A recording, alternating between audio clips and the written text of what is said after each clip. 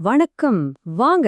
இன்னைக்கு நாம ஒரு மாபெரும் இலக்கிய ஆளுமையோட உலகத்துக்குள்ள ஒரு பயணம் போகலாம்.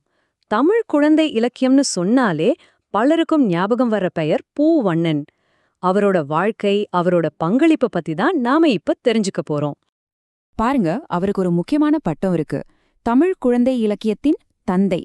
இந்த ஒரு பட்டம் மட்டுமே போதும் தமிழ் இலக்கிய உலகத்துல அவரோட இடம் என்ன, அவர் உருவாக்குன தாக்கம் எவ்வளவு பெருசுன்னு நமக்கு புரிய வைக்க.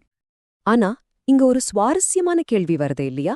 எப்படி ஒரே ஒரு மனிதரால பல தலைமுறைகளோட கற்பனை உலகத்தையே வடிவமைக்க முடிஞ்சது? வாங்க, அவரோட வாழ்க்கை பயணத்துக்குள்ள போய் இதுக்கான விடைய தேடலாம். முதல்ல அவரோட கதை எங்கிருந்து தொடங்குச்சுன்னு பாப்போம். அவரோட இந்த மாபெரும் இலக்கிய பயணத்துக்கான விதை எங்க எப்படி விழுந்ததுன்னு தெரிஞ்சுக்கலாம். அவரோட வாழ்க்கைய ஒரு சின்ன டைம்லைன்ல பார்க்கலாம். 1927 ஆரம்பிச்சு 2017 வரைக்கும் ஒரு நீண்ட பயணம். இதுல ஒவ்வொரு கட்டமும் ரொம்ப முக்கியமானது. குறிப்பா 1947 அவர் எழுத ஆரம்பிச்சது, அப்புறம் 1987 சாகித்ய அகாதமி விருது வாங்கினதுன்னு எல்லாமே ஒரு மைல்கல் தான். சரி, அவர் இந்த துறைக்குள்ள கொண்டு வந்தது எது? அவருக்கு உண்மையிலேயே ஆசிரியர் தொழில தான் ரொம்ப ஆர்வம் இருந்துச்சு. ஆனா அவரோட மாமா தீனா சேனாபதி கொடுத்த ஊக்கம்தான் அவரை குழந்தைகள் இலக்கியம்ங்கிற இந்த அற்புதமான உலகத்துக்குள்ள கூட்டிட்டு வந்தது. சொல்லப்போனா அதுதான் தமிழ் இலக்கியத்துக்கு கிடைச்ச ஒரு பெரிய திருப்புமுனை. இப்போ அவரோட எழுத்து பயணத்தோட மைய பகுதிக்குள்ள போகலாம். இங்கதான் அவர் ஒரு எழுத்தாளரா தன்னை முழுமையா செதுக்கிக்கிட்டு ஒரு அழியாத பாரம்பரியத்தை உருவாக்குனார். அவரோட திறமை ஒரே ஒரு தளத்தோட நின்னுடல. கல்கி, கோகுலம், கண்ணன் மாதிரி ரொம்ப பிரபலமான பத்திரிகைகள்ல வேலை செஞ்சாரு. அது மட்டும் இல்லாம வானொலிக்கும் மேடை நாடகங்களுக்கும் கூட எழுதியிருக்காரு. அவரோட படைப்பாற்றல் பல வடிவங்கள்ல வெளிப்பட்டு இருக்கு. 32 வருஷம். சும்மா யோசிச்சு பாருங்க. ஒரே ஒரு நிறுவனத்துல இவ்ளோ நீண்ட காலம் வேலை செய்யறதுங்கிறது சாதாரண விஷயம் இல்ல. இது அவரோட அசைக்க முடியாத அர்ப்பணிப்பையும் எழுத்து மேல அவருக்கு இருந்த தீராத காதலையும் காட்டுது. சரி, அடுத்ததா அவரோட எழுத்து வெற்றி பெற்றதோட ரகசியம் என்ன? எது அவரை குழந்தைங்க கிட்ட இவ்வளவு நெருக்கமா கொண்டு போய் சேர்த்துச்சுன்னு கொஞ்சம் ஆழமா பார்க்கலாம். அவரோட எழுத்தோட நோக்கம் ரொம்ப தெளிவா இருந்துச்சு. அவர் வெறும் பொழுதுபோக்குக்காக கதை சொல்லல. ஒழுக்கம், வீரம், தேசப்பற்று மாதிரி ஆழமான மதிப்புகளை குழந்தைங்க மனசுல பதிகிற மாதிரி ரொம்ப சிம்பிளான கதைகள் மூலமா விதைச்சாரு. சின்ன பசங்களை கவரணும்னா அதுக்கு ஏத்த மாதிரி பல விஷயங்களை கையாளணும் இல்லையா?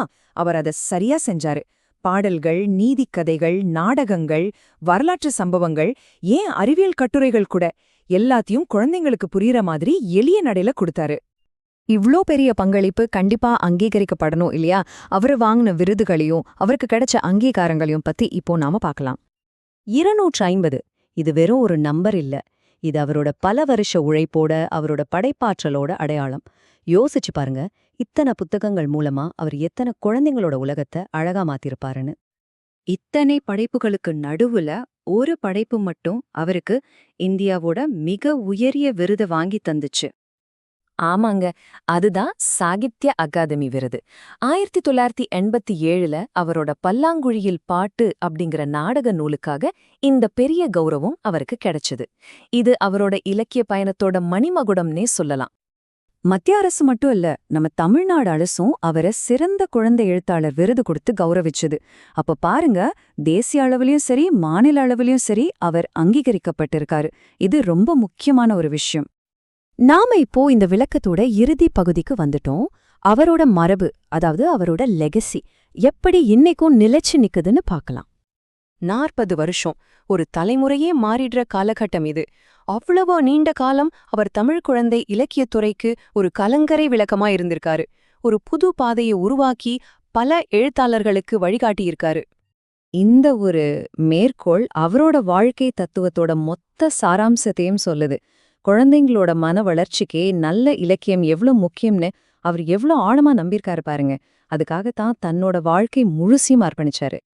அவரை நம்ம கூட இல்லைன்னாலும் அவரோட மரபு இன்னைக்கும் தொடர்ந்துட்டு தான் இருக்கு. இன்னைக்கு நிறைய அமைப்புகள் அவர் பேர்ல குழந்தைங்களுக்கு விருதுகள் கொடுத்து அடுத்த தலைமுறை எழுத்தாளர்களை ஊக்குவிச்சுட்டு வராங்க. அவரோட தாக்கம் இன்னைக்கும் வாழ்ந்துகிட்டு தான் இருக்கு. கடைசியா இந்த ஒரு கேள்வியோட நான் உங்களை விட்டுட்டு போறேன். இன்னைக்கு இன்டர்நெட், சோஷியல் மீடியான்னு எங்க பார்த்தாலும் கணக்கே இல்லாத அளவுக்கு கண்டென்ட் கொட்டி கிடக்கு.